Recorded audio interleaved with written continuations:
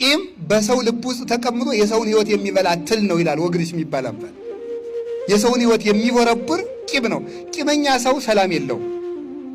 ራሱን ትል የቆሰነት አካል እንደሚበላ የሰውን ሕሊና የሚበላ በውስጥ የተቀበረ አውሬ ቂም ነው። እንቅልፍ የሚያሳጣ ሰውን ባየነው ቁጥር አይምሯችን እንዲደማ የሚያደርግ ምንድነው? ቂም ነው። ሰላማዊ ሰው ማን ነው ካላችሁኝ፣ ሰውን ያልበደለ ሰው ነው። በሰው ቂም የማይቋጥ እንዴት ብዬ ቂም ይጥፋልኝ ልንል እንችላለን። እንዴት ብዬ ቂም ይጥፋልኝ፣ የበደለኝ የበደለች ብዙ ነው ልንል እንችላለን። እግዚአብሔር ለአንተ ስንት ነገር ትቶልሃል ነው መልሱ። እግዚአብሔር የ30 ዓመት በደል ከተወልህ አንተ የአንድ ቀን የሁለት ቀን የሶስት ቀን የእህትህን የወንድምህን በደል ለምን አትተውም?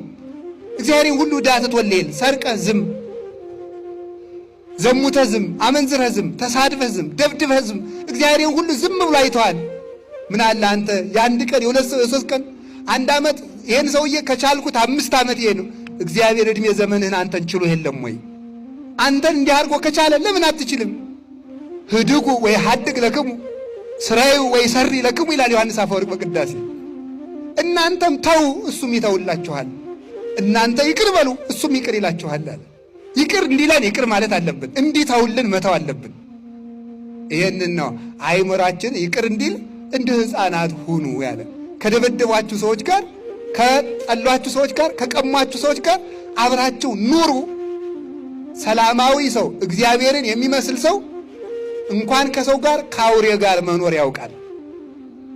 ክፉ ሰው ደግሞ ከራሱ ጋር ኮን መኖር አይችልም። ከራሱ ጋር እንዲያውም ዮሐንስ አፈወርቅ ሲናገር 3 አይነት ጦርነቶች አሉ ይላል። ሀገር ከሀገር ጋር፣ ህዝብ ከህዝብ ጋርና ሰው ከራሱ ጋር የሚያደርገው 3 ጦርነት አለ ይላል።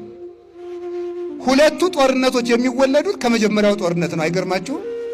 የመጀመሪያው ጦርነት ምንድን ነው? ሰው ከራሱ ጋር የሚያደርገው ጦርነት ነው። ከራሱ ጋር ያልታረቀ ሰው ከሰው ጋር መኖር አይችልም። ከሰው ጋር መኖር ያልቻለ ሰው ህዝብና ህዝብን ያባላል። ህዝብ ጋር መኖር ያልቻለ ሰው ሀገርን ከሀገር ጋር ያጣላል። ከራሱ ጋር የታረቀ ሰው ግን ከሰው ሁሉ ጋር መኖር ይችላል። አልፎም ከፍጥረታት ጋር ሰላም መሆን ይችላል ማለት ነው። ከቃሉ ጋር ናችሁ። እግዚአብሔር ከሁላችን ጋር ይሁን። መቼም እስከ ልደት ድረስ እንደምትታረቁ እርግጠኛ ነን አይደል? የቤት ሥራ እየሰጠዋችሁ ነው። ያልታረቃችሁ ሰዎች እስከ 29 ድረስ እንድትታረቁ። ይህንን ነው እንደ ሕፃናት ካልሆናችሁ መንግሥተ ሰማያት አትገቡም ብሎ ጌታ የተናገረ። ከቃሉ ጋር ናችሁ።